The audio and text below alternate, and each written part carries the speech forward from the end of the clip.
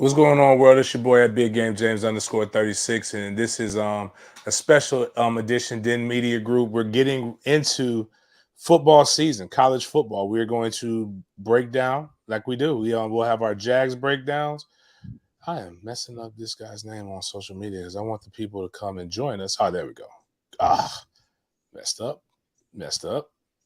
Carter the Power, and if all of you guys could go follow my guy. He's actually or Carter B. Yeah, Carter D Power. There we go.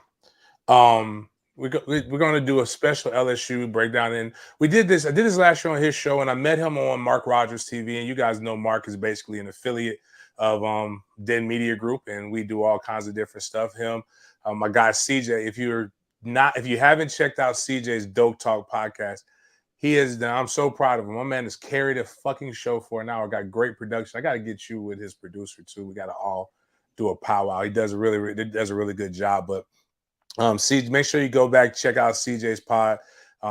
Kicked it off with Josh Newberg. Went into there, took phone calls, all this mess. But right now, everybody wants to know what's going on. My guy Chris did a Spaces yesterday with I think it's Are You Serious? This guy's named Blake. It was really good, informative stuff that they got. Go check out the SoundCloud of that.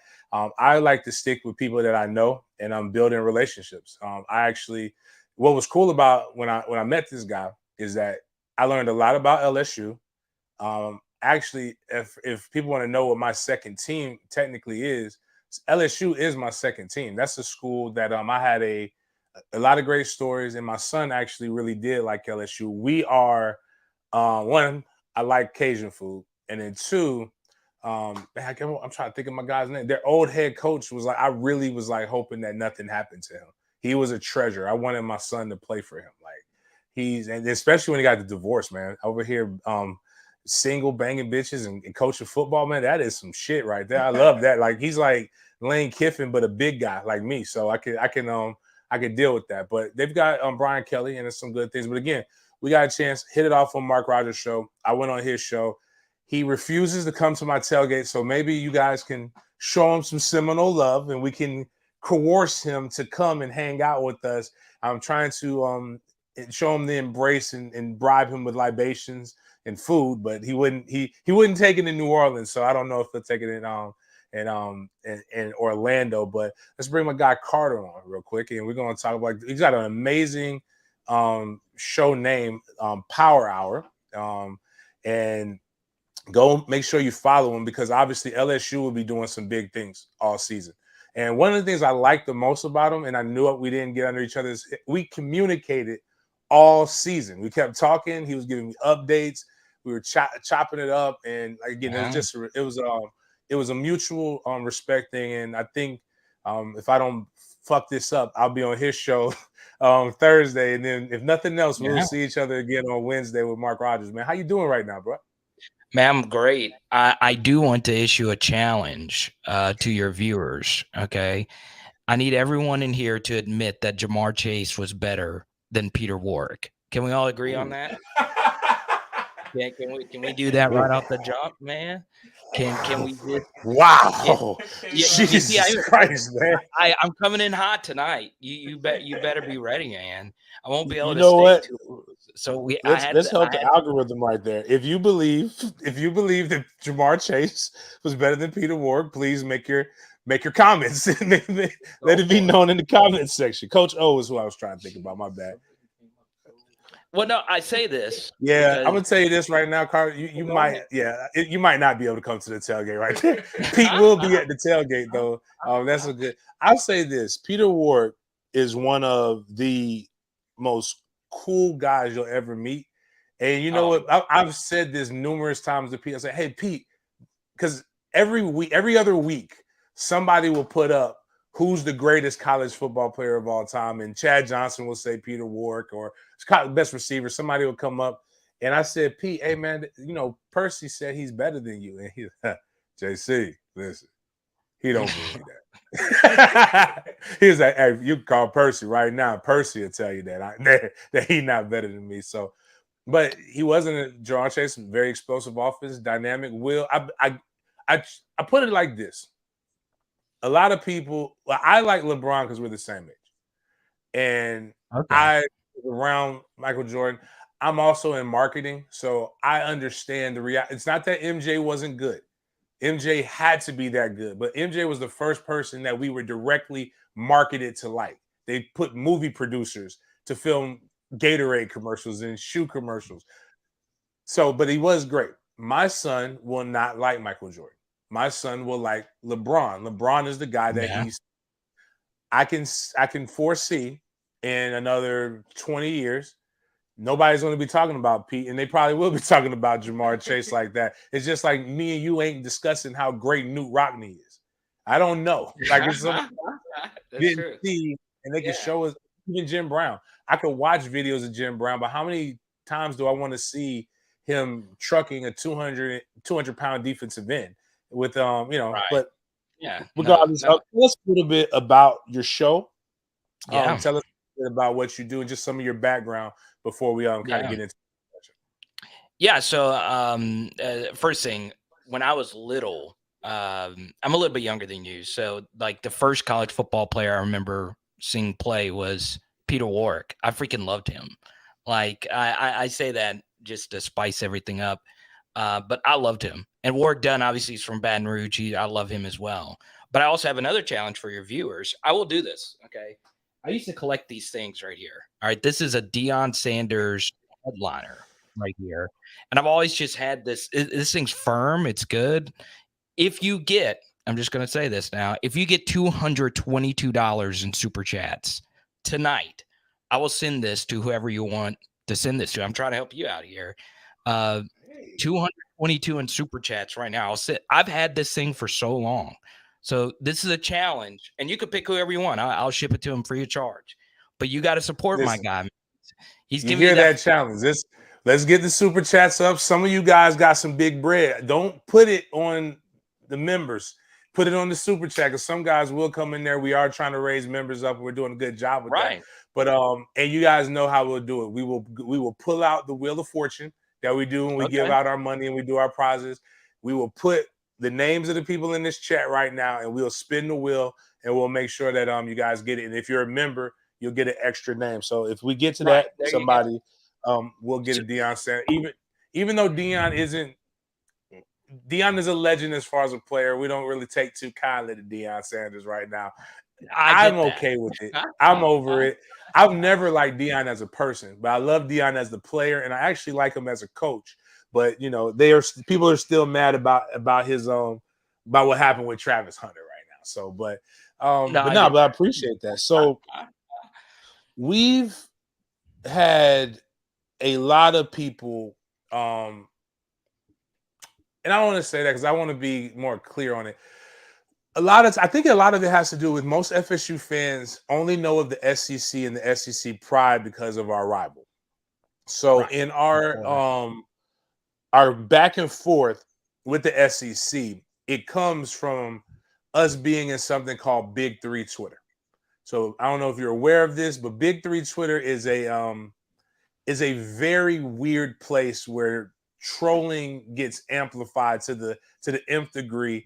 And it's FSU, Miami, and Florida. So a lot of our SEC framework comes from the University of Florida. Now we love when LSU beats the University of Florida, but sometimes we don't necessarily like the SEC cape or banner that everybody wears. And we already getting some super chats, so we you got go. $7 right now, so we're getting close to that. Yeah. We'll make sure we get to. We can't say that one yet. We'll get to those a little bit later, but it's who breaks the rock. But Okay. so forgive us with that. We don't really know much about what happens in the SEC outside of a team that's playing Florida. We're trying to cover it. We're trying to see it, but a lot of the stuff we see is a pride in a sense of accomplishment because you had a phenomenal. You finished great. You won the SEC West. You beat Alabama in another great, closely contested match, similar to what ours was. But you had the Tennessee loss, and you had the Texas A&M loss. Can you explain to us LSU season in a nutshell, and then let's talk about what LSU actually has to the table so that we can understand the opponent? Yeah, so the first thing is, and this might shock you. You were saying give an SEC perspective. What is very interesting about Florida in particular, and I'll get into the current team here, but LSU hates Florida as much, if not more, than any team on their schedule. It is one of the more authentic, visceral annual matchups that won't be anymore here in a few years when the SEC changes its schedule. So, from a Florida State perspective, that's just like a little anecdote from my perspective. But LSU and Florida have been in some of the most legendary games in this past decade, which gave us mutually, I guess we could say, one of the best moments ever, the shoot throw, the cleat throw, right? Great. Anytime you tell a Florida State fan about, from an LSU perspective about that play, it has that same exact reaction you had. You just lit up because that was the end of the Mullen run, right? But honestly, as far as this year's team, the team changed so much from week one. And I know that's the thing that you've been hearing nonstop from LSU fans. We didn't play our best roster in week one, and LSU didn't. They did not have two of their best players on the field, which they were on the field by week three, and they were true freshmen. Emory Jones, who played at Catholic High. He was under Gabe Fertitta, who's currently with Florida State, for, I believe, a year. Gabe Fertitta is an analyst on Florida State who came over from Catholic High in Baton Rouge. So Emory Jones, and ironically, Catholic High is where Warwick Dunn played his high school football. So Emory Jones was a big piece, and Jared Verse ate the right tackle for LSU up last year in a major way.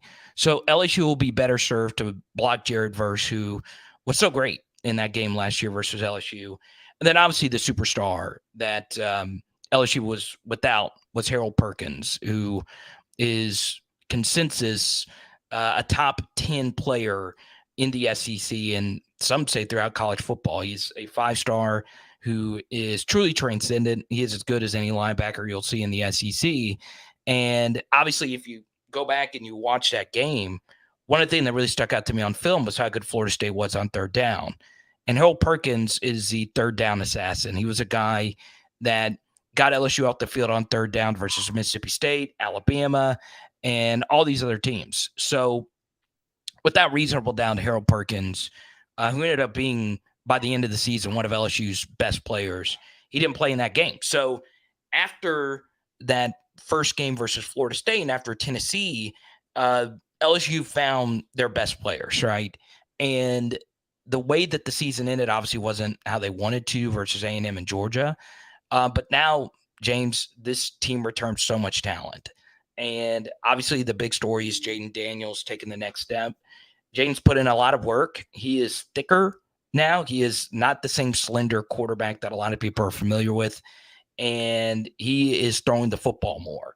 And he should throw the football more next season. So obviously when you look at LSU as a whole, offensively, they should be pretty good. And defensively, they might be in for a long night versus Jordan Travis.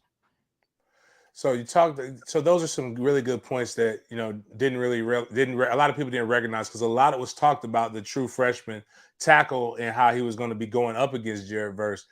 I'll be honest with you. I had no idea what their offensive line was. I just assumed that the true freshman took the starting job, but that guy's no longer there. That was there right. So what ended up happening was they started a true freshman at left tackle, Will Campbell. Okay. And that was his first ever, obviously, LSU game. And Jared Verse beat him as well. But the issue was LSU's other tackle was also a true freshman, but they did not play him in week one because he was a true freshman. They did not want to start two true freshman offensive tackles. But by week three, they had started him at right tackle, if that makes sense. So, and then also LSU did not have their correct center picked. The snaps in that Florida State game were all over the place. They were high. It obviously disrupted the timing. And honestly, James, the biggest thing was LSU's offense last year you never really looked at their offense and said, okay, this is a top 5, top 10 offense in all of college football. But they were very good throughout the course of the season outside of the Florida State game. The issue versus Florida State was they played so many players in that game that are not Division I Power 5 players. And the offensive line wasn't the way it needed to be. And, I'm not a big excuses guy, but that is what really held them up. And honestly, Jaden was the only reason that game was close at all. But I think, James, when you look at what Florida State did last year, they were the better team. They deserved to win that game. LSU played the worst special teams game you'll ever see. LSU offensively had the worst protection, James, I've ever charted in a Power 5 game since 2020. Their pass protection was awful. And I think this upcoming game, LSU will be a little bit more buttoned up, the same way Florida State was buttoned up last year. So, looking at that's interesting perspective. So, with the way that LSU has recruited, just since for seemingly forever, numerous top 5 recruiting classes, like they just missed on a lot of these guys, and maybe some of these guys were just too highly ranked. And when Brian Kelly, or was it a situation where they might have been good in Coach O's system, but what Brian Kelly's trying to do, they just didn't fit there? Because as I was discussing on the Spaces last night, Brian Kelly is not a bad recruiter. He recruited really, really good top 10 talent at Notre Dame, consistent top 10 classes. And he came into a situation with consistent top 4 classes. But you feel like there may have been some guys that maybe they weren't top 4 class worthy. They just look good. Yeah. So this is where it gets very interesting to understand Louisiana recruiting. So the big juxtaposition between these two teams is Florida per capita just has more talent than Louisiana, right? But LSU is the only school, Power 5 school in the state. So it's easier for them to recruit. Also, and this is just the truth, James, you work in recruiting and you know a lot of these kids. This isn't me saying anything that you don't know already. There's a lot of players in Florida that don't work out in high school. Yeah. There's because there's so many players, there is more bust, if you ask me, in the state, where a lot of Louisiana guys just hit. Now there's some bust as well, but the one position where LSU, or should I say Louisiana, is not the absolute deepest is honestly in the trenches. Like you look at the skill position talent at LSU, it is just busting through the seams every year, and especially wide receiver, DB, and so on and so on. Where they have issues is getting those numbers up in the trenches, and that's where LSU struggled towards the end of the Orgeron tenure, and that's where Brian Kelly is rebuilding this team. They've done better developing an offensive line and putting together a coherent plan on that offensive line. The defensive line, they found a few 3-star gems that have been able to, step up and play really well. And honestly, Brian Kelly's done a good job developing this team. They're way more buttoned up than they were towards the end of the Orgeron tenure. And look, I loved Ed Orgeron like you did, but things were just off the rails, right? It just wasn't really the same. Obviously, the national championship just changed so much. And LSU now is in the process of getting the national championship level depth that you need. And a lot like Florida State, LSU killed it in the transfer portal. And that's really why they've been able to have such immediate success, with this team. And, to me, to specifically, look at this matchup in particular, where it gets really interesting to go along with your recruiting question is the one guy that fears me more than anyone else on Florida State is Keon Coleman, right? This is a guy who is coming into this matchup with a major chip on the shoulder, right? A lot of Louisiana players that are overlooked by LSU, especially at wide receiver, they go on to do great things elsewhere. Simply put, James, there's just not enough room, right? Louisiana just has the most wide receivers per capita, and it's not even close. If you go look at the NFL numbers, whether it's 5-star, 4-star, 3-star, it's interesting. There's so many people that leave the state and turn out to be really good players, and Keon Coleman is that. I did a deep dive on, I do an SEC channel, and I was doing a deep dive on Auburn, their new quarterback, Peyton Thorne, and he was at Michigan State. And James, consistently, I did not expect to see Keon Coleman carry that offense as much as I did at Michigan State. They did a whole lot of, we're just going to throw it up to him and he's going to make a play, and he did. And this is a guy who's coming into this game who was a part of the same recruiting class as Destin Hill. And there's going to be a lot of wide receivers on that opposing sideline who LSU did choose, and those guys were good players. So I think he's going to look into this game, take it very personal. I know a lot of the LSU players are taking it personal knowing they lost last year, and that to me is, from a recruiting standpoint, makes this game very, very interesting.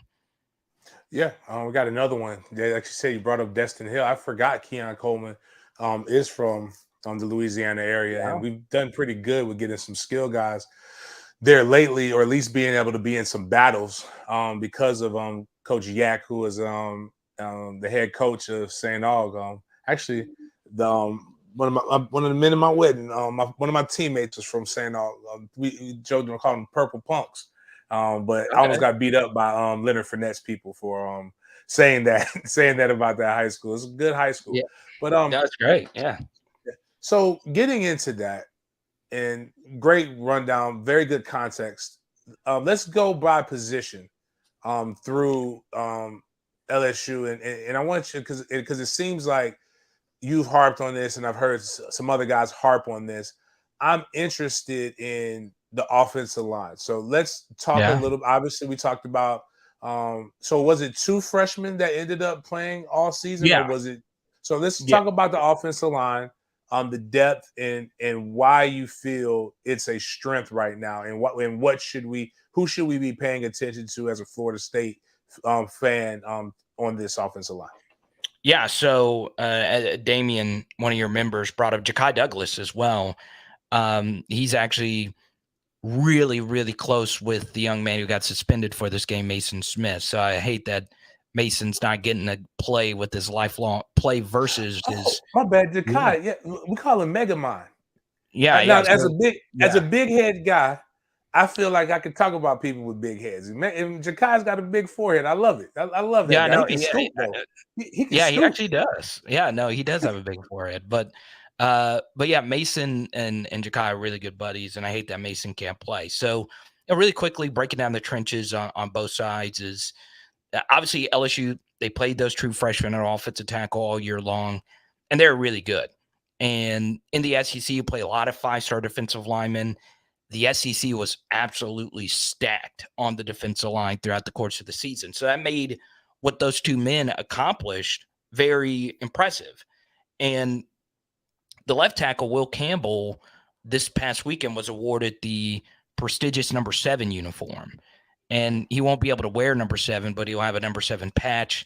And number 7 is only worn by GOATs, right? The only Tyrann Mathieu, Leonard Fournette, Jamar Chase got it, and so on and so on. So Will Campbell got that jersey, and he's probably going to be a first-round pick here in 2 seasons. And then the middle of the offensive line is where I think it's going to be very interesting. Jared Verse took all the headlines last year with his 3 sacks, and deservingly so. He was probably the best player on the field defensively for Florida State. But where I think, watching the film, both run defenses were so good. LSU was able to stop what Florida State likes to do, counter. We did a film study on our channel about it earlier today, and it was Jordan Travis. Jordan Travis just found a way to win the game for Florida State with really accurate passing and so forth. But where I think Florida State low-key won the game last year, James, was their defensive tackle play. It was really good. I mean, they tore the middle of our offensive line apart. I think that led to the bad snaps, and we just could not move those guys. Love it. I'm forgetting the other one's name. We just couldn't move them. And what LSU eventually became as an offense was an inside zone running team. Now, you know what that is, obviously, as a fullback. That's your favorite thing in the world. No misdirection. Let's just run it right down their throats. That's kind of what LSU became last year. And they couldn't get into that in that first game. The identity, Brian Kelly's and Mike Dimbrock, they're old school. They wanted to establish that run. And Florida State just didn't have it. So that's going to be a big matchup, going into it.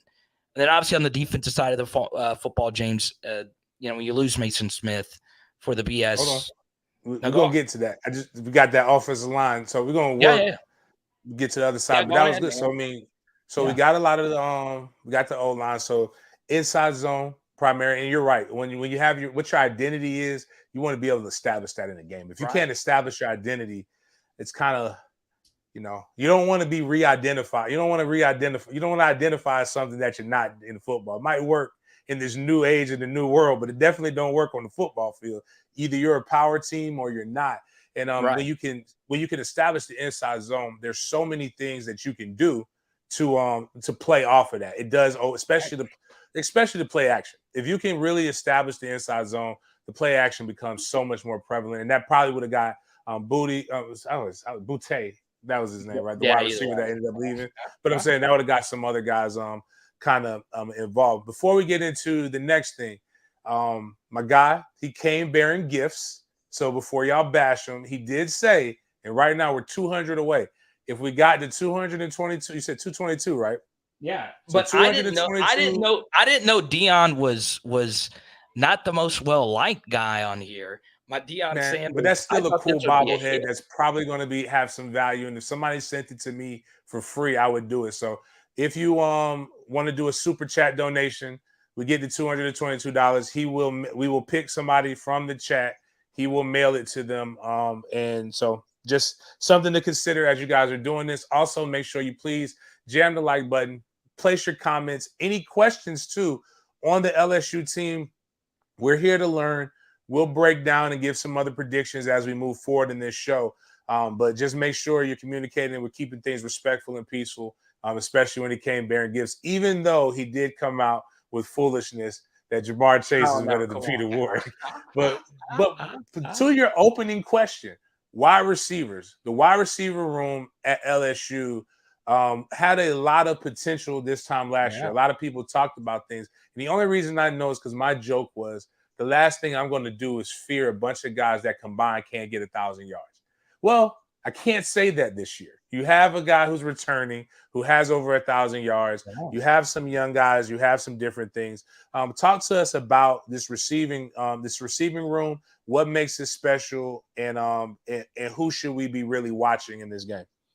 Yeah, so obviously Malik Neighbors is who you reference. He's really good, and he is definitely LSU's best offensive player at his skill position, and he's just really good. He had a great game versus Florida State last year as well. Not quite numerically, but he did get open a lot, and he is the best. And I know this is going to get crazy in here, but you could see the three best contested catch receivers in all college football, with Coleman and Wilson on your side, and Malik is up there. When it comes to contested catches, he is up there with any of the LSU legends. He plays so big, even though he's not the absolute biggest guy, and he's deadly after the catch. And then the rest of the receivers are really good, but none of them are really proven. And one of the big stars in Florida State's in the comeback versus Florida State at the end was Mason Taylor. He's the son of Jason Taylor, who ended up having a legendary true freshman season at LSU. And he's from St. Thomas Aquinas High School, obviously somewhere that a lot of you guys are very familiar with. So the skill position, it might be unproven outside of Malik Neighbors, but Brian Thomas Jr., I see Damian mentioned Aaron Anderson and Lacey. They're both really good players.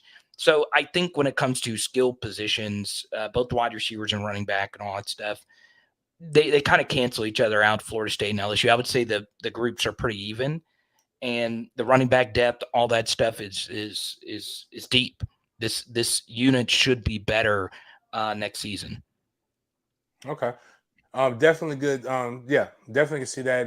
We got, we'll go on the defense, and then we'll do some comparisons of different units side by side, and I'll tell you some little more. But I don't want to take too much thunder, because this is what you guys need to do right now.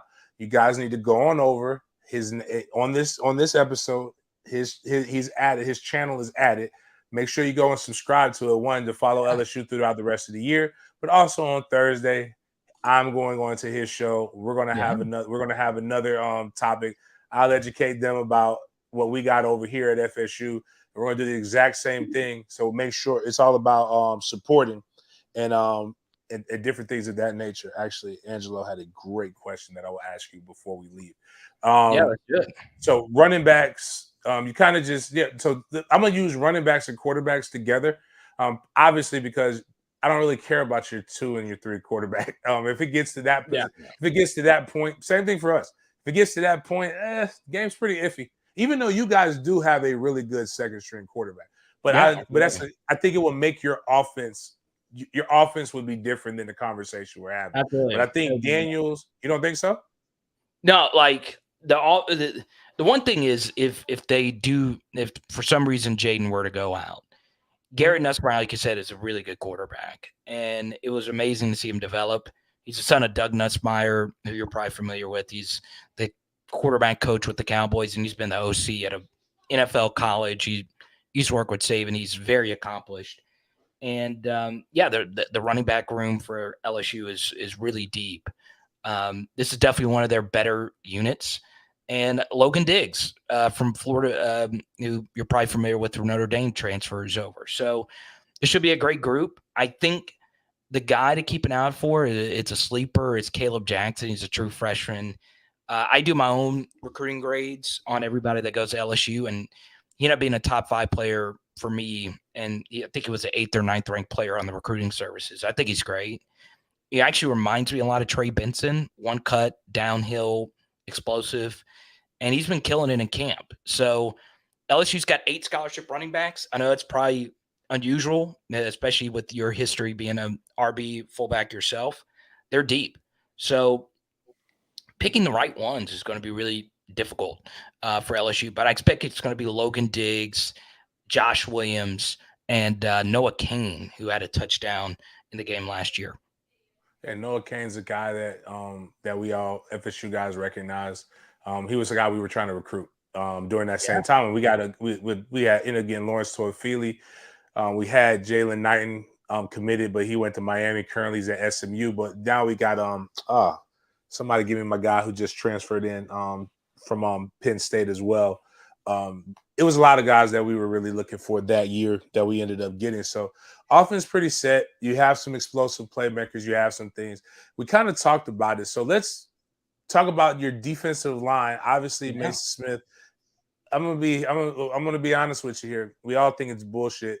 We're not really as upset because we have our own bullshit we're dealing with, losing the D tackle. But at the same time, we want this game to be a good, fair slugfest, and I don't think that's right. Even though he didn't play, he got injured early in our game last year, right? But it was still been great to see how he would have been and his impact. So talk about losing him and what his impact would have to your D line, but then educate us on the rest of the defensive line. Yeah. So obviously Mason's a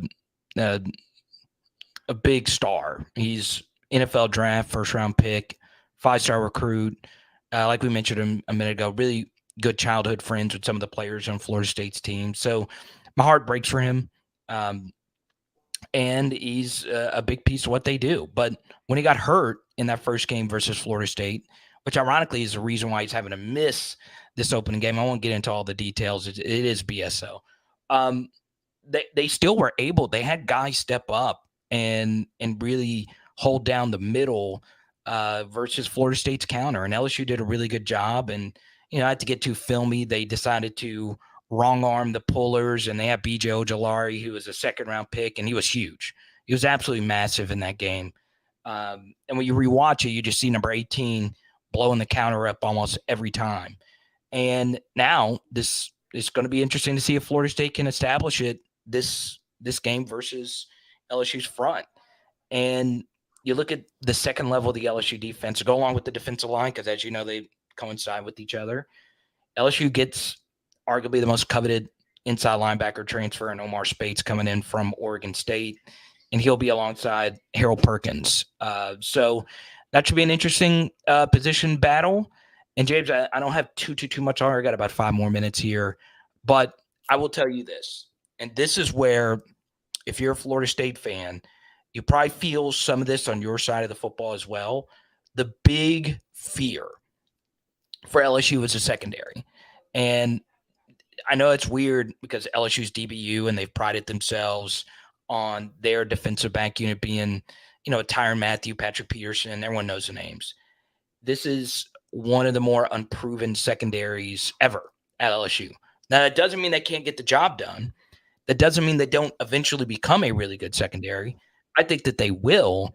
It's just when your first game is against Jordan Travis and, some skill guys that will be, Sunday players that'll legitimately play in the NFL for a long time, it's tough. It's going to be a really tough day for that secondary. Now, can they do it? Yeah, they got enough talent. They can do it if they play their absolute best. But they're going to need some help. They're going to need some pressure on the quarterback.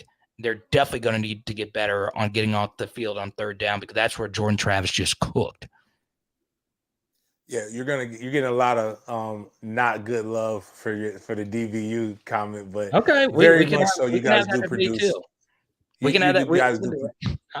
You produce great DBs, especially as of late. But before you leave, and I know you got to go, man. And I appreciate you taking the time to come chop it up with me. Who do you think is better, FSU 2013 or LSU 2019? Oh, come on now. Let's not. Let me put it this way. All right. Who is a better quarterback? And I'm asking you, James. Is Nick Marshall a DB playing quarterback at Auburn? Is he better than Trevor Lawrence? Let me ask you that. Okay. And he's not. Okay. 2019 LSU dominated everybody. They just did. Okay. I can't say the same thing about 2013 Florida State. Now, what I will say is Jameis was great. Kelvin Benjamin, great. The kickoff returner, number 7, one of the most iconic returns that kind of gets lost in translation because that's not how the game ended. That's an all-time great special teams play, and he doesn't get enough credit. I don't even remember his name. Who was it? Number 7. That's all I remember. The returner, someone in the chat knows. Yeah, we'll get to it. But the Florida State defense was great. It's just for me, I just don't think anybody is stopping Joe Burrow, Jamar Chase, Justin Jefferson, and those guys. Now, that's fine. We all have our favorite all-time great team. That's okay. But I'll give you that. But just so you know, Florida State did dominate. We were famous for our guys playing hangman on the sideline after halftime. That team broke records and probably would have broke more records if they didn't have to stop. If the starters played in the third quarter. The only game where we didn't dominate was your national championship game, and that's only because one of the guys on the other side literally coached at Florida State and had all of our calls. So once we changed the calls and stopped signaling, that's when you. I didn't know that. I didn't know they signed stole signs. That's crazy. Well, technically, in theory, that's Jimbo not doing a very good job of scouting the opponent like the coaches. So, like if you like for example, when I played, Florida State had simple calls. Like so, 44 was a play that we all knew. If an offensive coach goes to another school, you probably should signal 44 in a different way, or he's going to know when you call 44 that you're running the sprint draw. But they changed that. They started making things come. Also, a lot of people talk about that. Now, granted, I'll say who are better pros. Right now, the LSU team has had Kelvin Benjamin. We saw what happened with him. Kenny Shaw, great guy. Did not happen that as well. And then my guy, the other one got drafted by the Jags and as a punt returner and never really returned punts very well. Devonta Freeman was a really good running back at the time. And Jameis, I don't think Jameis has had the support system that he throws a lot of interceptions, but he throws a lot of touchdowns. So it's just very interesting to see what Jameis would be with things around him. But that was the only team, I believe, that every starter on defense and every starter on offense was drafted into the NFL. I just think this is why, not you per se, and you have every right to be proud because you are covering LSU. But the problem that a lot of FSU fans and why they feel the disrespect is you have a team that literally broke all kinds of records to get into the situation with a redshirt freshman at quarterback that everybody that was undefeated the entire season, that they put teams that weren't undefeated that were champions above them. So you feel, Florida State Nation, you guys feel whenever the GOAT team debate is had, you don't like that the national media doesn't mention 2013 Florida State enough. That's basically what I'm getting at. Yes. It is not even so much that they don't mention it. It's the fact that, oh yeah. But I'll tell you really, and this is where again a lot of FSU fans are. It's always been a cool team. It's always been hot. It's always been hype, right? So 2013 had a lot of new fans enter the base. One of the things that I think is truly the most disrespected national champion is the 1999 national championship team. No, I agree. They were the with that. first to ever go wire to wire. I don't think people really understand how difficult it is to start the season at number one and end the season at number one and never drop. They played at a high level the entire year. And I think that when people don't mention them, and you even like, and don't get me wrong, 0-1 Miami was really, really good.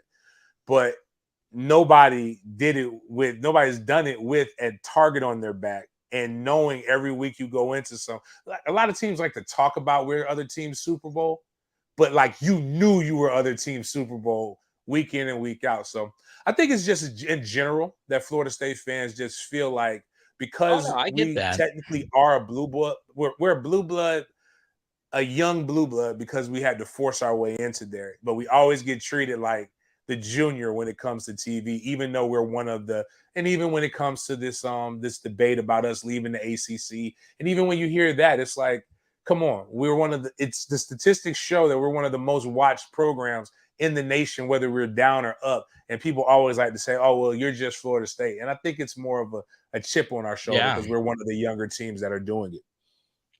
I understand that, especially when you have to hear all the time about the Miami teams. Oh yeah, my bad too. And then think about Heisman House. Right. They just brought Charlie Ward onto the Heisman House. Now I get not bringing Jameis because of the other stuff, but like Charlie Ward is a saint. Like, but they just brought him. I thought with the Heisman House that everybody just kind of grandfathered in. Well, they should. Like they got what's the one that should have his Heisman taken away from him now because we know he was gambling. Yeah. Money Manziel. Like he's in the Heisman House, but you don't have Jameis, so you don't have everybody. It's just a conglomerate of different things like that, and you're just like, man, what do we got to do to get what do we got to do to get a little respect around here? I will say this. You know this because I'm not just saying this just to placate. I'm a major Jameis defender on the NFL level too. I am. And I'm a Saints fan, obviously, so I'm going to be a little biased. But, yeah, I agree. I still think Jameis can play in the NFL. I do. I just think he needs to – I think some team would love to have him, right? I think he's better than some of the guys starting this next year. So yeah, I'm always going to defend Jameis, and Jameis was great. It's just – a lot of people just don't like him because he's different, and I hate that. But yeah, man, I think I do agree with you about the 99 team. I was little then, but I loved Peter Warwick, so that's part of the reason why I did that thing to start the show. So yeah, let me ask you, what conference right now in the chat? What conference do you guys want to be in? For me, I'm going I like the Big Ten, and it's got nothing to do.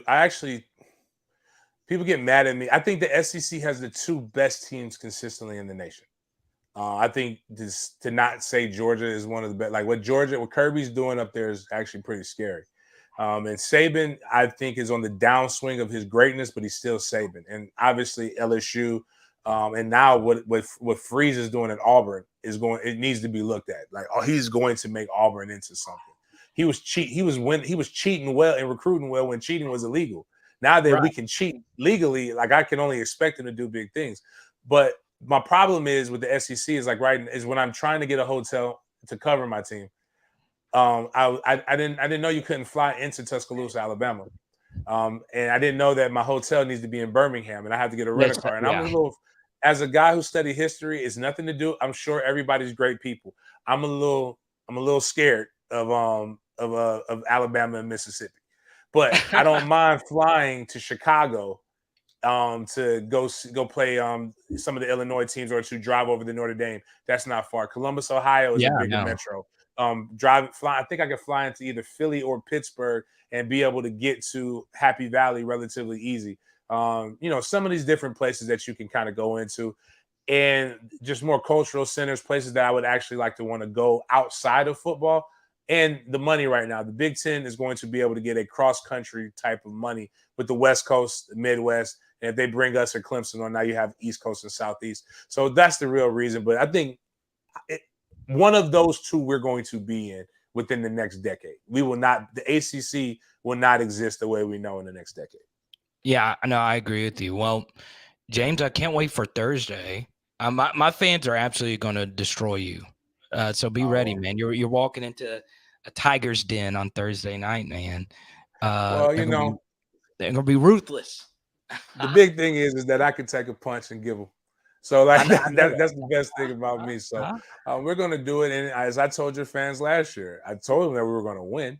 And nobody wanted to believe me. So right now, prediction on the score, and then I know you got to go. Yeah, so I think it's going to be a shootout. I think we are in for one of the great games in both these schools' non-conference history. I really do believe it. I think, yeah, it's just how I feel. I mean, that's what all my metrics are telling me. I think LSU is going to play faster. I think Jordan Travis is amazing. I really do think so. Like I said, I do my own rankings. I do my own all that stuff on Power Hour LSU and Power Hour SEC, and I'll actually post a link on the film study we did earlier on Florida State's offense. I even listened to Alex Atkins give a seminar. I'm very fascinated with how Florida State runs their offense. I'm a big believer in counter and run schemes, and that's what you guys do, right? It's a fun offense to watch. It really is. And I just think we're going to struggle stopping. And I also stopping you guys. I think it's also going to be the same way on the other side of the football. I think Florida State's offense, I think LSU's offense is going to be way better than what it was last year. It would the offense in the Florida State game just wasn't even functional. They couldn't get snaps right. Jaden had no time. It wasn't just the offensive line. There was always someone just blowing their assignment. And Jaden was just running for his life, and he was able to keep the game close.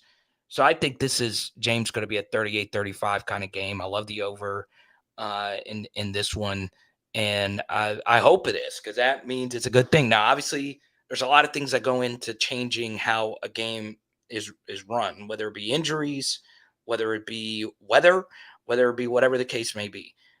I just think this game is going to be a legendary shootout on both sides of the football.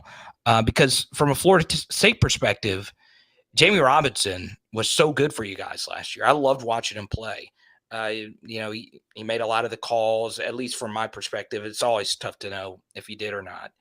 And Jaden Daniels would rarely get tackled in the open field, except for Jamie Robinson, who made one of the best open field tackles on Jaden I've ever seen to prevent a touchdown. So I think obviously losing him and seeing what the secondary is going to look like, essentially in this first game without him is going to be interesting. And I think Mike Denbrock will be able to find a way to get to a few explosives because of that. So I think there's going to be a shootout, and I can't wait to see it. All right, man. What time is the show on Thursday? Thursday, we're going down at 8:15 Central. So I know it's a little late for the East Coasters, but I'm looking forward to it, man. You killed it. You absolutely killed it last year on our on my show, and yeah, man, I appreciate it. Now, just let me know if you do get to 222. I'm shipping this thing out to whoever wants a prime time. This thing has sat on my desk for the longest. And I've had so this. We got a couple more things that we're gonna do, guys. But again, as he's saying right now, let's get to this. We're at I think 170 away. So if you want to donate to the super chat, you want to get an opportunity to be able to win that, I will make sure we get that done. Obviously, you guys know I will be on his show 9 o'clock our time, Eastern time, 8:15 his. It'll be a great way. We'll have sporadics from 8 to 9 ish. Then you can leave Chris's show and we'll come right over there and we'll go fellowship over there. I don't really have any LSU stuff to be able to give anybody. I might have a Leonard Fournette sign football, but he's a Jaguar, so I don't know how much the Saints fans would like that. Oh no, they love Leonard Fournette. They don't give a shit. Yeah, they Fournette is God in Baton Rouge. But yeah, James, I appreciate it, and we'll see you then, man. All right, man. Appreciate you. All right, cheers. All right. Oh man, that's again, Carter. That's how you're supposed to run a thing. Like I don't dislike LSU. I dislike Florida and Miami, but I know how to do my job professionally. If you guys were on the spaces that my guy Chris held yesterday, a guy who covers LSU, Are You Serious? Blake, we had he was a little his panties were on the water a little bit about something. I don't know what the issues was, but Carter's a very good guy. He does a great show. I can't wait till we will be on Mark Rogers on Wednesday. Then I'll be on his show on Thursday. Getting into what I believe will happen on that game. I think he brought some very solid points about the offense. I think the biggest thing that comes down to is LSU's secondary and the X factor, which is Jordan Travis. Jordan Travis will dominate this game, and it's quite simple. Football is not as complicated as everybody tries to make it. Football is one of those things where defense has rules, and you must abide by those rules unless you have motherfuckers. And motherfucker ball is basically I got more bad motherfuckers than you. So what does that mean? So he talked about how we run the counter, but basically it's essentially we are going to try to do similar things where we establish the inside zone. So we're going to try to do that, and you have to play that. That means your backside defensive end has to be, your play side defensive end for the most part has to be disciplined because we're going to read it. That's when you pull out. So if he comes down to make the tackle, J-Trav uses his legs. But we use it in regards to what's called the RPO. RPO stands for run pass option. So basically it is if something happens in the secondary, I'll show you how we do it at Mandarin on a very simplistic side. We read the linebackers or a safety depending on what the play is. If the linebacker steps up, because our wide receivers run routes, but if the linebacker steps up, our quarterback pulls the ball and he throws into the gap that was vacated. But if that gap is a safety comes over, then he goes to the next read, then he goes to the next read. If the linebacker drops back into coverage, he hands the ball off. Very simple. Now, very simple with an effective with an unathletic quarterback. Now, when you have a weapon like Jordan Travis, let's say you have they drop back or they come. So you pull the ball. And they have very, very good cats, very good motherfuckers at corner. So they shut down the pass. Now Jordan Travis can do what he needs to do with his legs. And what I believe is that we are going to be able to dominate when it comes to what Jordan Travis is able to do with his legs. But I also think, just like he talked about with Jamie Robinson not being there, which is very true, Shaheem Brown is pretty good. Akeem Dent has a lot of starts under him. But I think what really helps is having so many guys with quality reps. You got your Fentrell Cypress, who just transferred in from UVA. You've got Greedy Vance from Louisiana, who's really become one of my favorite DBs. Reminds me of one of my teammates, Stanford Samuels. Just scrappy, undersized, just fights, just a fighter. And I think that's what I really like. I always joke with people, this is a Greedy Vance fan account right here. No Greedy Vance slander. Greedy Vance or Corey Fuller. I'm not Corey Fuller. Don't say nothing about Boucher either. But Greedy Vance or Adam Fuller, you cannot talk about. That's family right there. Do not talk about those guys. And then I think Azariah Thomas, Green, a lot of guys like that. Our cornerbacks are probably going to be one of the toughest units that they're going to see for quite some time. But I will say that their offensive line being much improved is a little bit interesting to me, but I think our defensive line is much improved. And one of the things that I don't think everybody's accounting for in all of this is Florida State returns 87% of its production. Like, we didn't just not get better. And what's crazy is, as old as this team feels, it's still a very young team. And I have to remind people, Keon Coleman can come back, and he's an addition. So our wide receiver room went from last year having a guy who didn't have over 100 100 yards, didn't have 200 yards receiving in his career, Johnny Wilson, to Johnny Wilson with over 900 yards receiving, should have been just shy of 1,000. Keon Coleman just shy of 1,000. So you have two two unique threats with a guy, Destin Hill, or numerous guys that can come in and do span in the slot as big as he is and as fast as he is. Numerous guys that you can rotate. But I think the true X factor on offense outside of Jordan Travis would be Jaheim Bell. Jaheim Bell is basically Trey Benson, a little bit taller, that can run. Good luck to the linebackers have to pick their poison. They're either going to spy Jay Trav or they're going to guard Jaheim Bell, or you're going to bring in another DB, which means you're going to only have 6 in the box, which means the leading yards after contact guy is Trey Benson. I'm just not trying to make this overly complicated to you people, but it's when you just really sum it up, what are you, Jaheim Bell really puts a wrench in a lot of this stuff. And Jaheim Bell is a tight end. So how do you treat him like a wide receiver, or do you treat him like a true tight end? And that's really where you want to, what I like to call circle the duck. You find out where the weak spot is, and you circle it, and you make that person have a long night. You make them want to think about, contemplate, how they want to even live life when this is all said and done. But Trey Benson, Keziah Holmes, whose name I forgot, I think a lot of you guys in the chat said some things, basically brought that up when I mentioned his name. But I think our running back depth is pretty good, but it's not good by me just saying it. It's good by the fact that we have a guy who should have ran for 1,000 yards last year, and we have, which is headlining it, with Lawrence Toafili, who is a threat out of the backfield, who's also bigger. And then the other side of it is our offensive line is exponentially better and bigger. We got Byers, who is considered one of the best offensive line prospects in the transfer portal. You've got, we were so good at the transfer portal that people are writing articles about why recruits shouldn't come to us, because we're so goddamn good in the transfer portal. So I think it's going to be a slugfest. I do think a lot of points would be scored, but I'm not 1,000% sure, because I'm not going to lie to you. I wanted to become more educated on LSU outside of Mason Smith and Perkins and Jaden Daniels.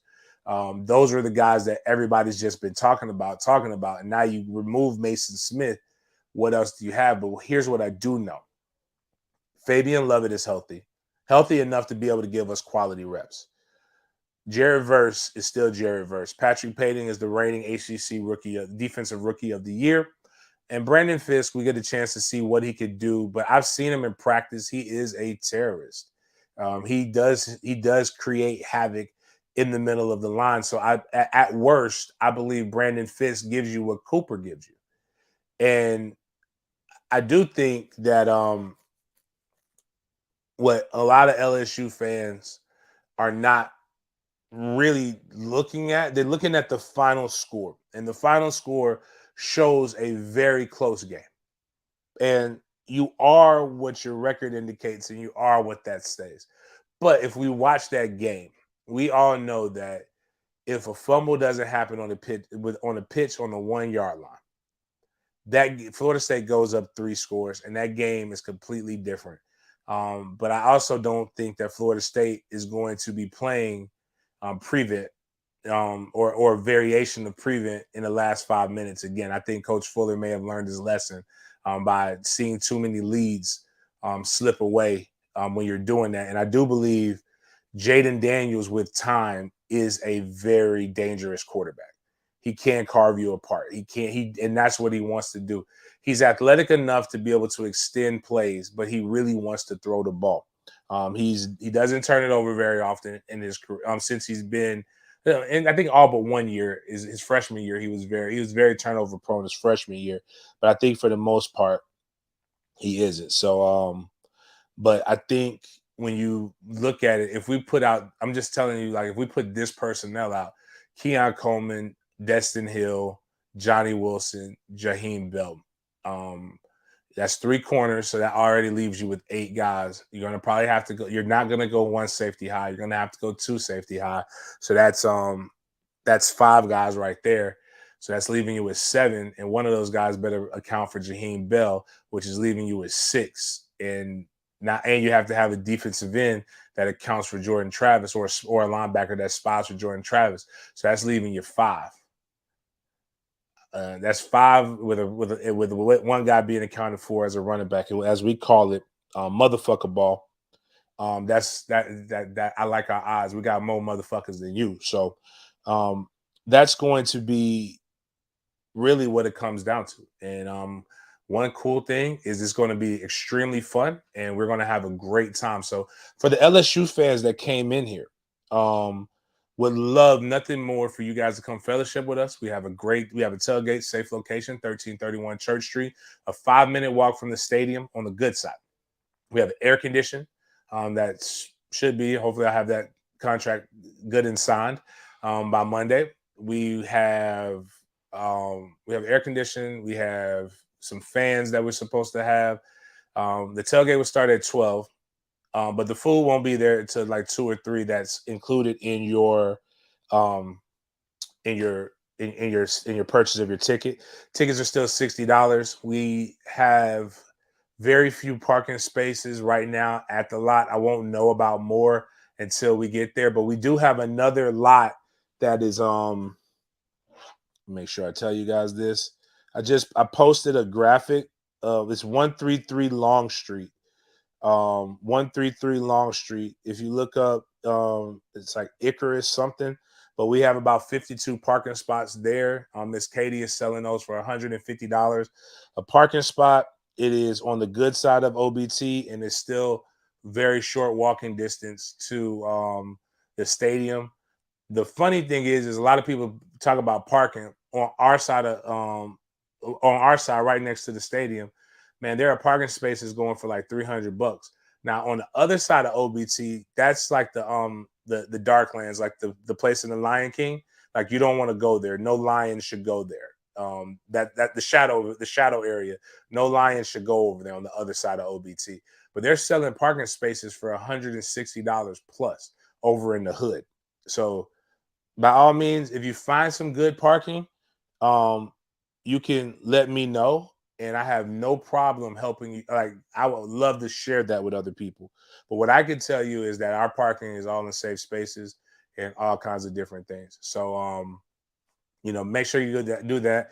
$60, all you can eat, all you can drink. It will go to $80 on game day. Kid tickets are $30. We still have plenty of those. We're trying to get to 1,000 people, 1,000 tickets sold. Please tell a friend to tell a friend. We wanted to be a party. I just talked to my guy Travis Johnson. Trap J is coming out. He'll be in the game. He's coming out. I saw Chris Thompson at my son's football practice yesterday. Former running back, played for the Redskins, but also played for the Jags for a little bit. Madison County's own. He said he's coming. Brian McFadden, Leroy Smith, Grady Ross, William Barnum, Floyd, Victor Floyd, a bunch of guys. I've sent out the email mass, so we'll continue to have that. So hopefully you guys have subscribed. Please go take a moment to go like this, share this, break this up, continue to tell friends. Go to Dope Talk. My guy CJ Wilson just had a phenomenal first show. Please go subscribe to that. Go like that. Tell FSU the best Seminole information is going to come through Den Media Group, Dope Talk, Sporadics, and Renegade Report. There's no knock on anybody else, but I can promise you that you're going to get all the information you need to get. A1, 100%, and all that other stuff. And that is correct. My guy did ask me earlier, and I almost forgot. I don't even have the mouse right now. Miles has the mouse tool. Hopefully he heard me and he'll come in. Shout out to the guys who did the super chats. Somebody put who breaks the rock for this game. I believe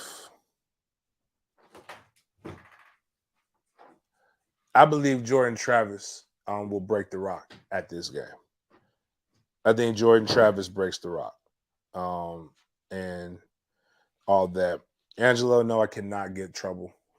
Trouble does not like Florida State. And I don't know what to tell Trouble about that. But as I said, Jordan Travis breaks the rock. at the game. I guess right now, since we're before I get off the air, anybody have any questions about the game that I did not get a chance to talk about? Make sure tomorrow we're going 9:30, Mo. Yeah, 9:30 tomorrow. We'll do Big Games BS, so we will still have that. That's who breaks. That's what I just said. Who breaks the rock after LSU? I'm gonna go with Jay Trav. Those are the super chats. Shay's wishes he was, but what sort of impact will first down running clock have on the game for FSU? It's a good question.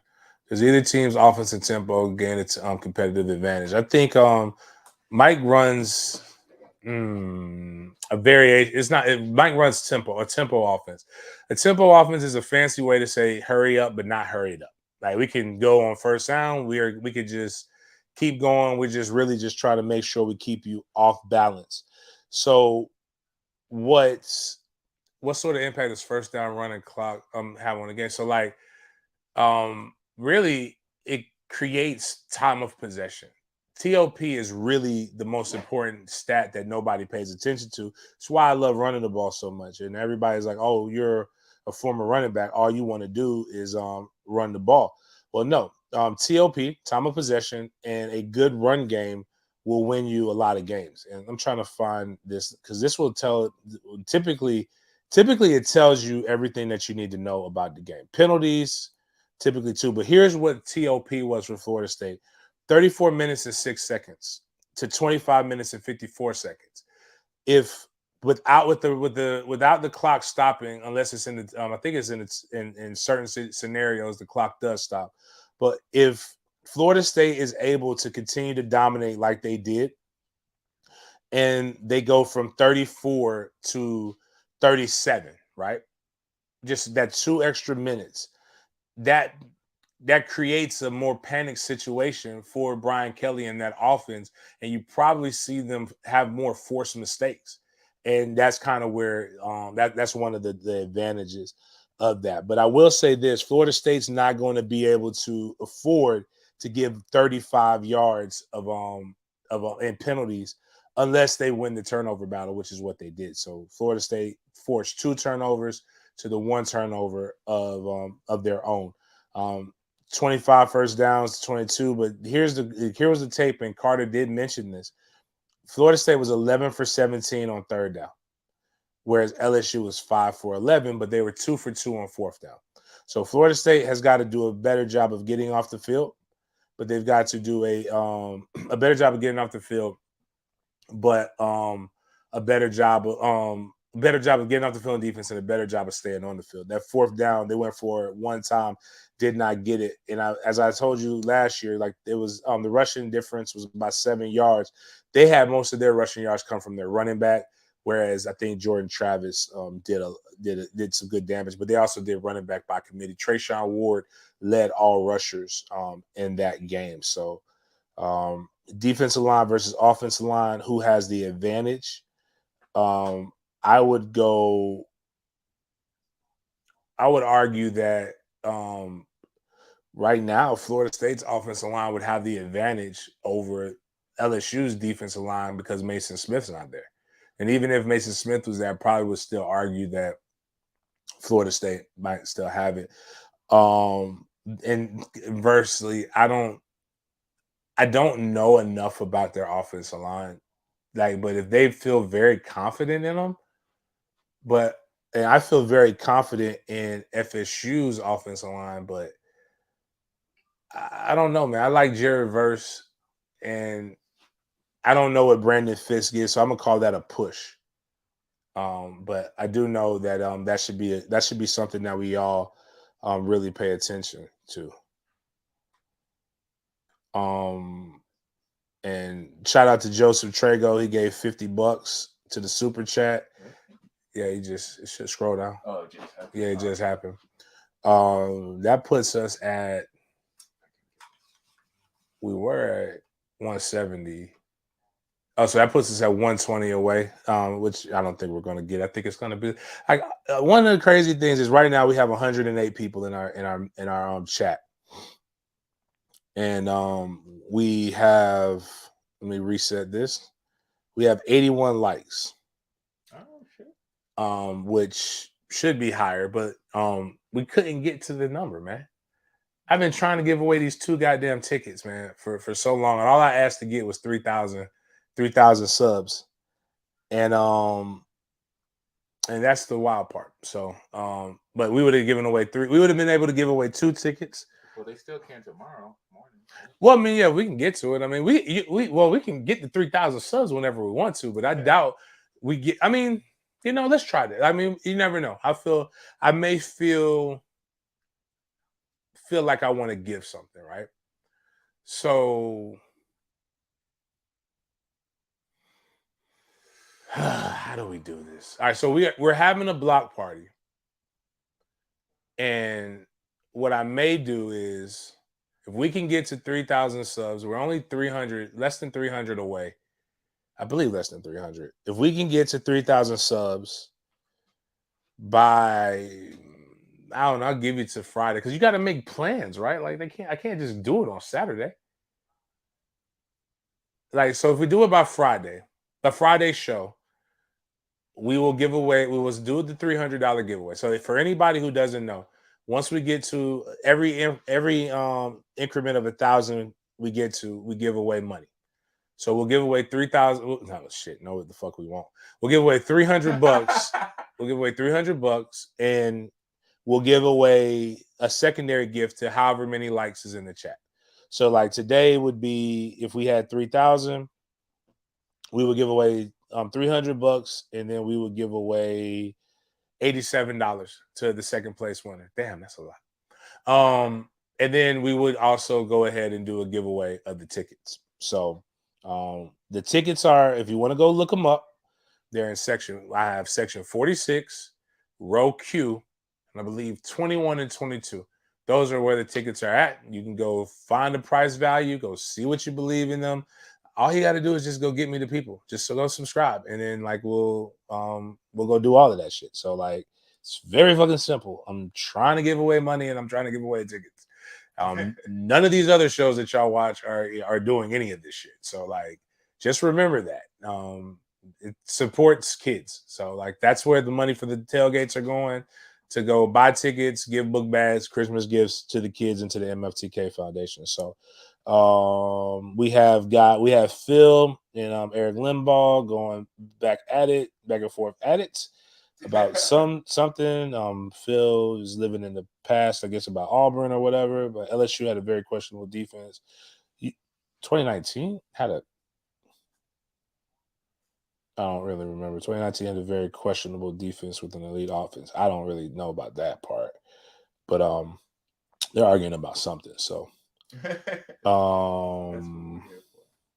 yeah, the arguments help the algorithm. So like, do all that shit. So, but if there's no more questions, we will conclude tonight's episode. Please go and subscribe to the channel and all the other channels that were mentioned today. And I will see you guys at 9:30 in the morning for Big Games BS, or at Sporadics on Monday night. And again, remember, 7 p.m. Carter, Power Hour SEC on YouTube.